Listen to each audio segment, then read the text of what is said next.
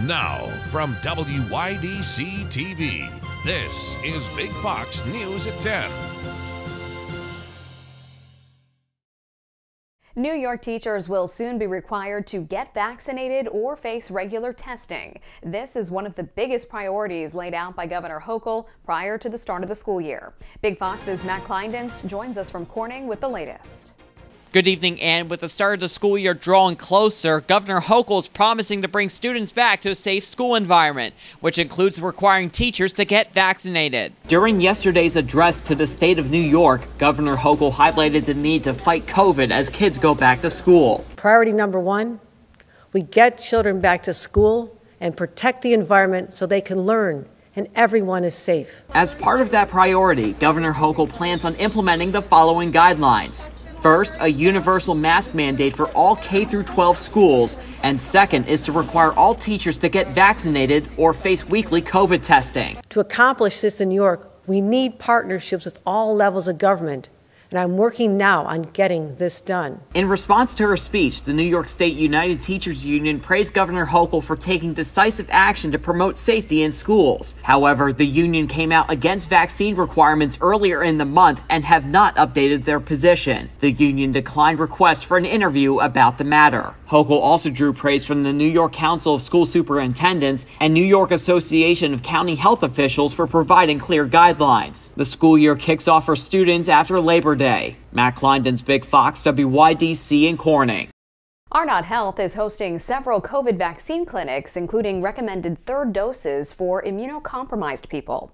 Residents who are receiving cancer treatments, received an organ or stem cell transplant, have a primary immunodeficiency, or have HIV are recommended to receive an extra dose of the vaccine.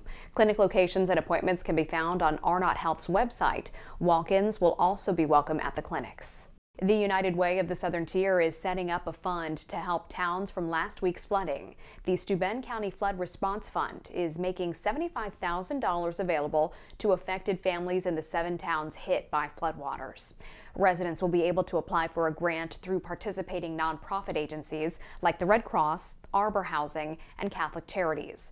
For more information, you can head to the United Way of the Southern Tier's website. More cases, more hospitalizations, and more deaths from COVID-19. And as Britt Conway reports, now COVID-19 is taking a toll on children that we haven't seen since January.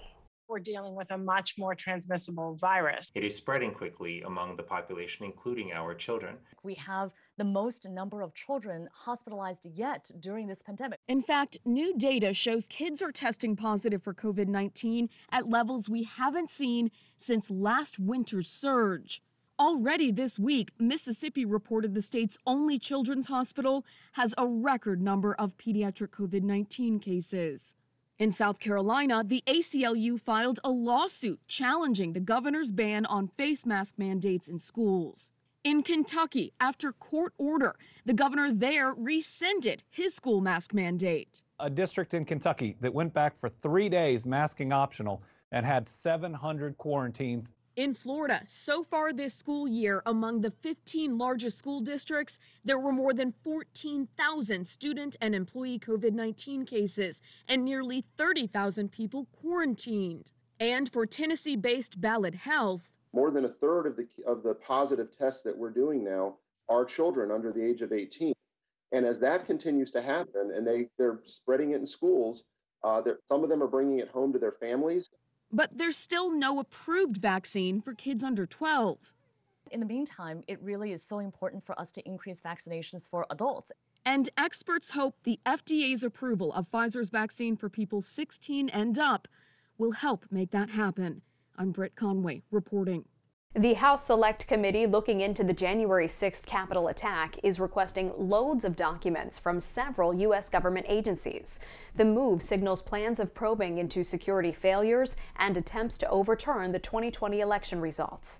The initial wave of requests were sent to various executive branch agencies, including the Departments of Homeland Security and the FBI. The requests could lead to potentially lengthy fights over access. President Joe Biden has the power to block the committee from receiving any of the documents by asserting executive privilege. And former President Donald Trump could also assert executive privilege. But Biden has the final say. So far, his administration has not weighed in on the matter. As the situation in Afghanistan rapidly deteriorates, the Taliban says they'll ensure safe passage to Americans as long as they have passports. Trey Yingst reports. The situation in Kabul remains tense as thousands of people wait at the airport hoping for an evacuation flight.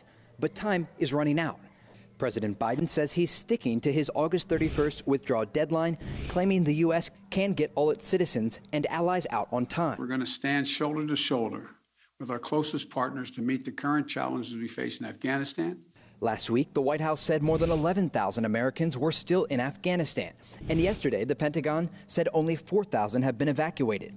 A growing number of allies now say they're unlikely to complete their own withdrawals by the 31st. But staying behind isn't an option if the U.S. military pulls out, leaving the airport defenseless. I don't believe we should leave Bagram Air Base while American citizens are still there. That's a really important aspect, not a unilateral withdrawal, within days with our tail between our legs. For now, the Taliban is extending its control over Kabul and the surrounding area, telling Afghans outside the airport that their safety is guaranteed and they should go home. But the U.S. and NATO partners still control air traffic in and out of the capital, and they're insisting they won't leave until the job is finished. They've actually absolutely been committed to the task, and we'll see it through to the end. The Taliban also rejecting any military extension of the withdrawal, saying they will allow commercial flights out of Kabul after the deadline. In Doha, Trey Yingst, Fox News.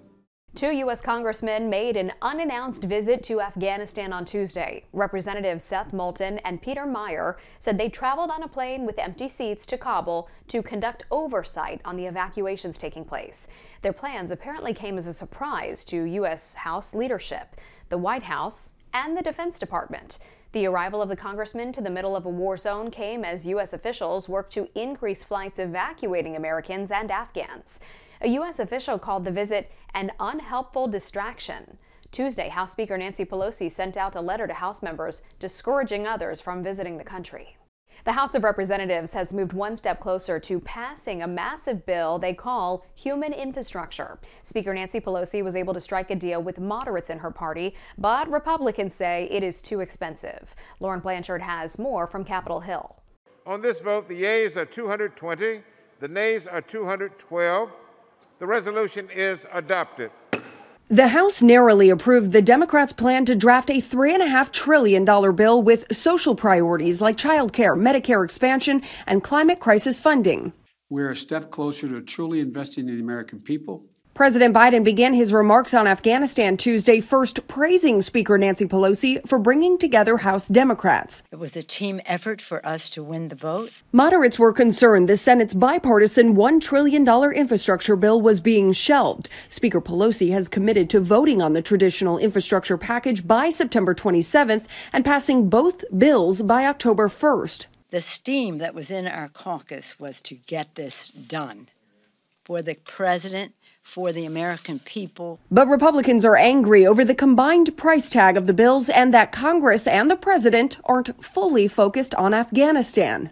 He was wasting precious time this week, burning the phones up, pressuring Democrats to vote for a $5 trillion spending bill and tax bill. That's what he was wasting time on. Speaker Pelosi wants lawmakers to figure out how to pay for the $3.5 trillion bill and noted whatever they pass has to fit within the rules of the Senate. On Capitol Hill, Lauren Blanchard, Fox News. A temporary voting center has been set up to help wildfire evacuees cast their ballot for the upcoming recall election. Olivia DeGennaro has the latest. Hundreds of Caldor fire evacuees have been calling this parking lot outside Green Valley Community Church home for the past week or so, meaning they're not getting their mail and they're not getting their mail-in ballots. And that's why El Dorado County elections officials are bringing their ballots to them. Setting up a temporary voting center with just days' notice. Our phones started blowing up, Monday, and with concerned voters and worried about their ballots. Most of those ballots are being held at local post offices in Diamond Springs and Cameron Park.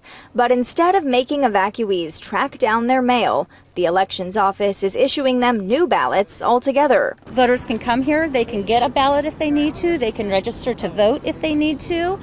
We have a ballot box that they can put their ballots in, and we'll transport them back to the office for viewing. Within minutes of setting up their booth in the parking lot, evacuees started lining up. We weren't even fully set up, and we already had people here with interest in it. This already has been a huge hit, and we've only been open for 20 minutes, so. Elections officials say they have a system in place to make sure no one is able to vote in the recall election twice. Once we issue a ballot, that person only gets that ballot. They don't get another one unless they apply for another one, and once they apply for another one, that first ballot is automatically voided. They say the goal is to make sure everyone has the same opportunity to have their voice heard in this upcoming election. Because their vote counts, and it's important, and people are very passionate about their vote, whether it be this election or any other election. Still ahead tonight, 2 days after the Pfizer COVID-19 vaccine was granted full approval, top U.S. health officials say critical progress is being made in the race to vaccinate more Americans. The time to get vaccinated is now. A look at new hopeful research published by the CDC as health officials work to get more shots in more arms. Here's your local stock market update from Big Fox.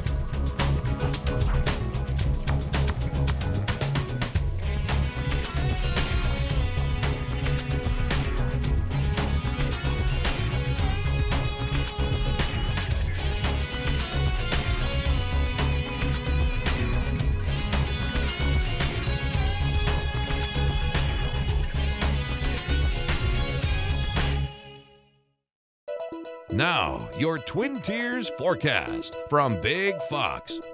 Tonight's Big Fox forecast is brought to you by William Mattar. Good evening, everyone. Our temperatures today soared into the 90s. We did see plenty of sunshine. Of course, that helped to bump those temperatures upward. And so in Elmira, it was about 4 degrees warmer. In Corning, the same, 5 degrees warmer. In Bath, Ithaca, about 6 degrees warmer. Our dew points are quite high in the 70s, so it does feel very steamy outside. But it looks like we could see a change in our weather pattern as we head toward the end of the week. So as far as those dew points are concerned, anything above 70 degrees starts to feel sticky, and we are going to stay up there through the end of the week and into the weekend. But a cold front finally pushes through by the end of the weekend into early next week. So I think cooler air will start to return. It's going to feel a little bit more refreshing, maybe even fall-like. But for tomorrow and also on Friday, our heat indices will be into the 90s, about 100 though on Thursday as the humidity will remain. We are expecting some periods of sunshine as well, but with increasing rain chances on Friday and Saturday, that will push those temperatures downward. So if you're trying to do yard work tomorrow, it is going to be a very hot day. Definitely take a lot of breaks and drink a lot of water to stay hydrated. Around 9 o'clock, readings will be around 78 degrees, 87 by lunchtime, and then 89 degrees by 3 o'clock. In between there, I think we are going to soar into the lower 90s in the afternoon, and then at 6 o'clock in the evening, we drop back down to around 86 degrees with partly cloudy skies. Again, we do have the possibility of a few showers as well. The main storm system is still well to our west, located in Minnesota right now. It should arrive by early next week, and that's going to bring that refreshing air. But out ahead of it, we do have a disturbance that is kicking off showers and thunderstorms just to our west from the Great Lakes region all the way down to Ohio. So we are going to see chances of rain for tomorrow. Not the best chances, but we are going to see an increase of cloud cover and also mainly rain in the afternoon, and then over the weekend I think we're going to have increasing rain chances, and that's what's going to keep those temperatures a little bit lower. So again, by the afternoon it is going to bring a few showers and a few thunderstorms. Out ahead of it, it will be hot and humid. So let's take a look at our future radar, where we're finding a few showers and thunderstorms for tonight into early tomorrow, and then as we move into the afternoon, it looks like we are going to see a decrease in activity. Heading into your Friday, we are expecting a few showers and thunderstorms, mainly by the end of the day as that system draws a little bit closer. There could be a few thunderstorms that could bring a few downpours as well, and then more chances of rain for your Saturday. So here's a look at your forecast. Tonight, we drop down into the upper 60s, highs tomorrow near 90 degrees, and we'll stay hot through your Friday, but then those temperatures will drop over the weekend. 2 days after the Pfizer COVID-19 vaccine was granted full FDA approval, top health officials say critical progress is being made in vaccinating more Americans. And today, Moderna announced it is submitted for full approval of its vaccine as well. New studies highlight the importance of getting shots in arms to greatly lower the risk of hospitalization and death. Mandy Gaither has a look at the new research published by the CDC in today's Health Minute. From coast to coast, COVID-19 cases, hospitalizations, and deaths continue to rise. But so does the number of those rolling up their sleeves, especially in states that had been lagging in vaccinations. More and more Americans are stepping up each day to get vaccinated.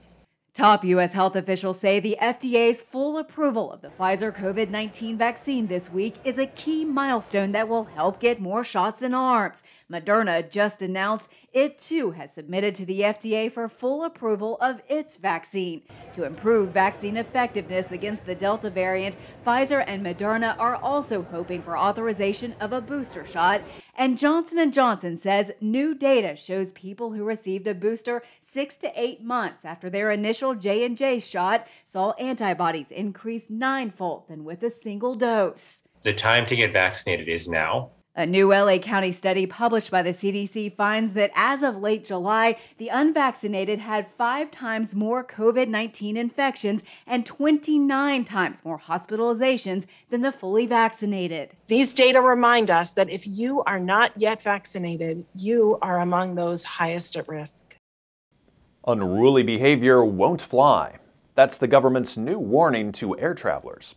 Pete Muntean explains there's plenty of bad behavior flying around. Thousands of ugly, unruly passenger incidents reported just this year are putting not only flight attendants in danger, we got a disruptive customer in the back, but also are distracting pilots, according to a new public service announcement by the Federal Aviation Administration. Unruly passenger, we need to get off the airplane. 16 authorities on the ground? Yeah. The just-released video features recordings of actual radio transmissions between flight crews and air traffic control when confronted with what the agency calls issues that have climbed to intolerable levels. Flight crews have reported just shy of 4,000 incidents this year, with nearly 3/4 involving the federal transportation mask mandate and many passengers drinking alcohol illegally brought on board. By law, you must follow all directions from your flight attendants. Traditional warnings from the agency have become more creative, including memes in hopes of going viral on social media and even turning to kids to send the message. They should know better if they're like adults. It's a very serious moment. American Airlines Captain Dennis Tager of the Allied Pilots Association says flight crews are tired of distractions and abuse. Just last week, the FAA fined one passenger $45,000 after he was accused of throwing his luggage, grabbing a flight attendant, and putting his head up her skirt. An unruly passenger is not just creating havoc and violence in the space that they live in. They are spreading that out through the airplane, and they are distracting the pilots. Thrift stores are often a place where one person's junk becomes another person's treasure. And that's certainly the case for one shop near North Carolina's coast. Cassie Simmons explains one heirloom is back with a family, thanks to a chance discovery. Here's your certificate. Oh, that wow. we found. I'm sorry. So it's gonna go home. I still can't believe it. It was an emotional moment. Irene Cornish holding her great-grandparents' marriage certificate for the first time. I'm going to have it for my family. I'm sorry. I'm excited about it. So overwhelmed. But she didn't get it from a clerk's office.